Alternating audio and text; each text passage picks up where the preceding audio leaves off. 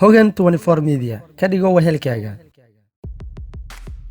Salaamullahi calaykum dhammaan asxaabtana daawanaysa subax wanaagsan halkan waa bartaan ku leenahay YouTube-ka ee Hogan 24 Media. Aniguna waa Cabdulle Macallin Malto. Waxaan ku soo dhawaataan wararkii ciyaaraha ugu dambeeyay iyo wararkii xanta suuqa kala iibsiga kubadda cagta. Qodobada idin kugu haya waxaa ka mid ah 6 xidig oo ka maqan Liverpool kulanka adag ee koobka Community Shield-ga ee la ciyaaraysa caawa naadiga Arsenal. mooshin codka kalsoonida looga qaadayo madaxweynaha Barcelona iyo xukunkiisaba oo la soo gudbiyay xilli Lionel Messi uu qarka u saaray yahay inuu baxo. Manchester City oo shaacisa lambarada ay xiranaya saxiixyadeeda cusub ee kooxda. Xidiga Jordan Henderson oo la dardaarmay saaxiibadiisa kooxda Liverpool ka hor xilli ciyaareedka cusub. Sidee ayay xidigaha Real Madrid uga falceliyeen codsiga Lionel Messi ee ku aadanaa ka tagista Barcelona? Kooxda uu Xuseen Cawar ku biiray oo laga ogaado hooyadii. Qodobadaas iyo kuwa kale oo xiiso leh ayaan idinkugu hayaa barnaamijkeena maanta ee daawasho wacan. Haddaba haddii aad ku cusub tahay channelka Hogan 24 Media, ha hilmaamin inaad subscribe saartid gambalaalkana furatid si aad u hesho barnaamijyada cusub. Hadana hilmaamin inaad la wadaagtid asxaabtaada adigoo share gareynaya muuqaalkan. Mahadsanid. Liverpool waxaa ka maqnaan doona 6 ciyaaryahan kulanka caawa ee Community Shield-ga ee Wembley kula ciyaarayso kooxda Arsenal. Inkastoo Alexander Arnold oo u dagaalamayo inuu taam u noqdo kulankan. Kooxda haysata horyaalka Premier League ayaa wajihi doonta kooxda ku guuleysatay koobka FA Cup-ka kulan albaabada ay u xiran yihiin oo ka dhacaya garoonka Wembley. Ciyaartoyda Arsenal ayaa kaliya tababarka bilaabay isbuucan iyadoo tababara Mikel Arteta uu qirtay in kooxdiisa aysan u caabooneyn sida kuwa ciyaaryahanada Liverpool. Dhanka kale kooxda Liverpool ayaa tababar u aaday waddanka Austria halkaasoo ay kulamo saaxiibtinimo kula soo ciyaareen kooxaha Stuttgart iyo Red Bull Salzburg. Daafaca Liverpool ee Van Dijk ayaa dhaawac ka soo gaaray madaxa uga baxay kulankii Salzburg, laakiin taam ayuu u noqon doonaa kulanka Arsenal.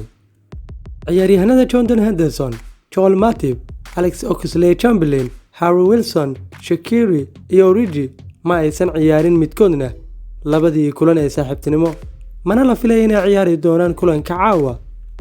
Alexander Arnold ma uusan ciyaarin labadii kulan ee u dambeysay, laakiin waxaa la filayaa inay Liverpool saacadaha soo socda cadeyso inuu ka mid yahay ciyaaryahanada kulanka Gunners wajihi doona. Dhammaan ciyaartoyda aan ciyaarin ama kuwa ay jug ka soo gaartay tababarkeena Austria ma ciyaari doonaan kulanka Arsenal, laakiin waxay ku dhow yihiin inay taam buuxda u noqdaan, ayuu yiri Jurgen Klopp oo shirkiisii jaraa'id ee shalay ka hadlayay. sidaas darteed waxaan ku rajo weynahay inay intooda badani bilaabaan tababarka buuxda kadib kulanka Arsenal, laakiin kulankan waqti hore ayuu ku yahay. malaha hal ama labo ayaa ka qayb qaadan doona, waana arki doonaa. dhinaca kale codka mooshinka kalsoonida looga qaadayo madaxweynaha Barcelona Jose Mario Bartomeu ayaa soo xoogeystay, waxaana mooshinkan taageeraya ragga u tartamaya jagada madaxtinimo ee kooxda Barca ee kala ah Victor Font, Jordi Farre iyo Luis Fernandes, iyo sidoo kale 8 urur oo Barcelona ka dhisan. waxaa mooshinka la soo gudbiyay maalintii shalay ahayd iyadoo la weydiisanayo madaxda haatan ee kooxda inay si degdeg ah isku casilaan, waxayna ugu baaqeen taageerayaasha haysta tigirada xilli ciyaareedka inay ku soo biiraan mooshinkan maadaama ay kooxdu ku jirto xaaladii ugu xumeed.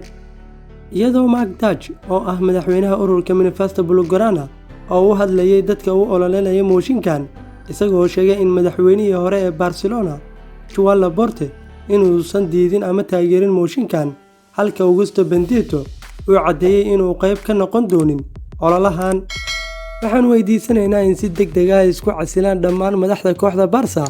ujeedada mooshinkan waa inaan ku qasabno qof walba oo awood ku leh kooxda inuu baxo isla markaana la bedelo booskiisa, ayuu yiri Mark Dutch. si kalsoonida looga laabto madaxweyne Bartomeu iyo xukunkiisa waa in la helo saxiixa 16,000 oo taageerayaasha xubnaha ka ah kooxda.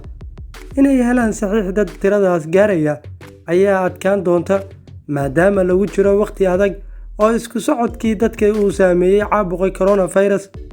madaxweyne Bartomeu ayaa darad soo bandhigay inuu iska casilayo shaqada madaxweynaha Barcelona haddii uu Lionel Messi saxaafadda ka hor sheego inuu sii joogayo Camp Nou, laakiin waxaa la sheegayaa in go'aanka Messi aysan taas waxba ka bedeli doonin maadaama uu arko in Bartomeu uu sidaas u sameynayo inuu sumcadiisa badbaadsado kadib markii uu burburiyay kooxda.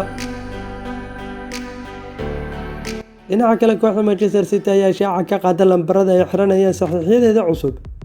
City waxa ay shaaciyeen in laacibkooda cusub ee Ferran Torres uu xiranayo nambarka 21aad ka uu fariijiyay xidigoodii hore ee David Silva oo ka tagay xilli ciyaareedkan. sidoo kalena saxiixooda cusub ee Nathan Ake ayaa xiranaya nambarka 6aad. iyadoo kooxda Manchester City ay weli suuqa ugu jirto sidii u soo xirigelin lahayd ciyaaryahanka Lionel Messi iyo ciyaaryahano kale oo uu ka mid yahay Koulibaly. dhinaca kale kabtanka kooxda Liverpool ee Jordan Henderson ayaa xaqiijiyay in ku guuleysiga horyaalnimada Premier League ee xilli ciyaareedkii hore ay ka hor istaagi doonin Reds rabitaankeeda inay ku guuleysato koobab iyo abaalmarino badan. dhinaca kale kabtanka kooxda Liverpool ee Jordan Henderson ayaa tilmaamay inuu doonayo inuu guulo badan gaaro xilli ciyaareedkan cusub. kadib muddo 30 sano ah kooxda ayaa ku guuleysatay horyaalka Premier League waxayna ku dhameysatay xilli ciyaareedka iyadoo 18 dhibcood ka sareysa kooxda ku soo xigta ee Manchester City. Henderson ayaa wareysi uu bixiyay wuxuu kula taliyay saaxiibadiisa kooxda Liverpool inay sii wadaan horumarka, wuxuuna yiri waxaan u baahanahay inaan dib u bilowno oo aan fiicnaano si aan u ilaalino xamaasadan, rabitaankan iyo kartida aan ku tartami karno sidii aan ahayn sanadihii la soo dhaafay. kaliya waa inaan sii wadno shaqada oo aan ku guuleysano koobab badan intii suurtagal ah, sababtoo ah waxaan xaqiijinay sanadihii la soo dhaafay inaan ka mid nahay kooxaha heerka sare ku jira. waxaan oo dhanna waxaa sabab u ah shaqada adag ee aan qabanay iyo daacadnimada. waxaan ku faraxsanahay inaan ka fikiro waxa aan sameyn karno xilli ciyaareedka cusub iyo inaan soo bandhigno xilli ciyaareed weyn mar kale. xidigaha kooxda Real Madrid ayaa lagu soo waramayaa inay la yaabeen go'aankii uu Lionel Messi maamulka kooxda Barcelona uga codsaday inuu isaga tago kooxda xagaagan sida ay sheegayaan wararka. halyeeyga reer Argentina ayaa warqadda bixitaanka u gudbiyay maamulka kooxdiisa maalintii Talaadada isagoo u sheegay inuu doonayo inuu isaga tago xagaagan kooxda Barcelona. codsiga Messi ayaa ka yaabiyay adduunka oo dhan. xidigaha Real Madrid ayaa si weyn ula yaabay arrintaas kuna falaqeeyay WhatsApp groupka ay ku wada jiraan sida uu sheegay wargeyska ESPN.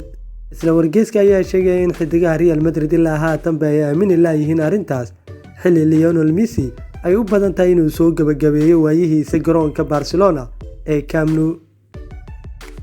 dhinaca kale hooyada dhashay kubad sameeyaha kooxda Lyon ee Hussein Aouar ayaa u gacan haatisay halka uu laacibkaas aadi doono haddii uu ka huloolay kooxdiisa. da'yarkaas ayaa waxaa aad u doonaya kooxaha ugu waaweyn Yurub, waxa uuna xilli ciyaareedkan si weyn ula soo muuqday kooxdiisa, weliba wacdaro ayuu ka dhigay Champions League.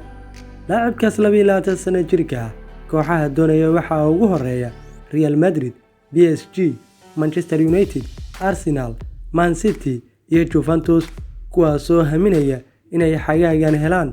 dhowaan waxaa soo baxay warar sheegaya in Hussein Aouar uu doonayo inuu ku biiro Juventus xilli haatan hooyadii ay arrintaas shaacisay. barnaamij TV ah oo ay Algeria kaga qayb qaadatay ayaa lagu weydiiyey mustaqbalka wiilkeeda Hussein Aouar waxa ayna ku jawaabtay insha Allah waxa uu u wareegi doonaa Juventus. insha Allah. waxaa xusid mudan in Hussein Aouar uu xilli ciyaareedkan u dhaliyay 9 gool halka 10 kalena uu caawiyay kadib 41 kulan oo dhammaan tartamada oo dhan uu u saftay kooxda Lyon. weli daawadayaal waxaad inaga daawanaysaan barta aan ku leenahay YouTube-ka ee Hogan 24 Media. haatanna waxaa soo gaarnay qaybtii ugu dambeysay ee suuqa kala iibsiga ciyaaraha. wararka ka imaanaya Ingiriiska ayaa sheegaya inay Chelsea sameysay qiimaha ay ku iibi karto xidigeeda qadka dhexe ee N'Golo Kante, kaas oo ay xiiseynayso kooxda Real Madrid. shakhsi aan magaciisa la shaacin oo kooxda Chelsea ka tirsan ayaa sheegay in qiimaha Blues ay ku iibi karto Kante uu yahay 60 milyan oo gini. xidiga kooxda Real Madrid ee James Rodriguez ayaa heshay 3 sanadood la gaaray kooxda uu macalinkiisii hore Carlo Ancelotti hogaaminayo ee Everton, wuxuuna James saxiixi doonaa qandaraas uu sanadkii mushaar ahaan u qaadan doono 4.5 sida uu qoray wargeyska Gazzetta dello Sport. dhinaca kale aabaha dhala Lionel Messi George Messi ayaa maamulka kooxda Paris Saint-Germain ku wargeliyay in wiilkiisa uu ku biirayo kooxda Manchester City. maamulka PSG ayaa George Messi u sheegay xiisaha kooxdooda, balse waxa uu u cadeeyay in Manchester City uu ku biiri doono Messi haddii uu Barcelona ka baxo sida uu qorayo wargeyska El Kiyoub. sidoo kale kooxda Barcelona ayaa weli aad u doonaysa inay Liverpool kala soo saxiixato xiddiga Wijnaldum, laakiin Barca waxay marka hore u baahan tahay inay iibiso ciyaartooy si ay lacag ugu hesho khadka dhexe ee Wijnaldum, sida lagu qoray shabakada caalamiga ah ee Goal.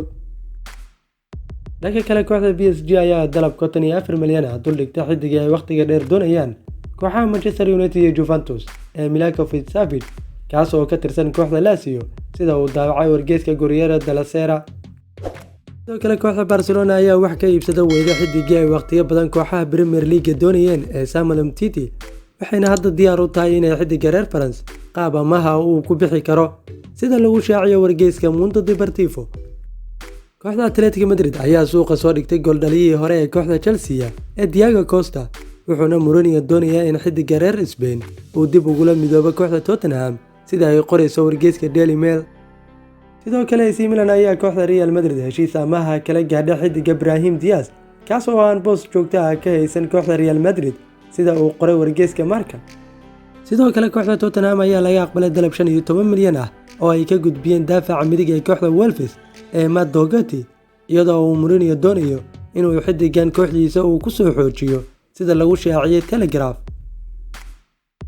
ugu dambeyntii tababaraha kooxda Liverpool ayaa si rasmi ah u xaqiijiyay in gooldhaliyaha kooxdiisa ee Ryan Brewster uu xilli ciyaareedka cusub ku bilaaban doono kooxda koowaad, iyadoo uu 20 sano jirkan uu isku soo muujiyay kulamadii saaxiibtinimo. waxaa intaa inoo eeg wararkii ciyaaraha ugu dambeeyay oo aad kala socoteen barta aan ku leenahay YouTube-ka ee Hogan 24 Media. waxaana idiin soo gudbinaya aniga oo Cabdulli Macallim Alto, waanigoo idin leh kulanti dambe iyo barnaamijka lamid ah. في أمان الله.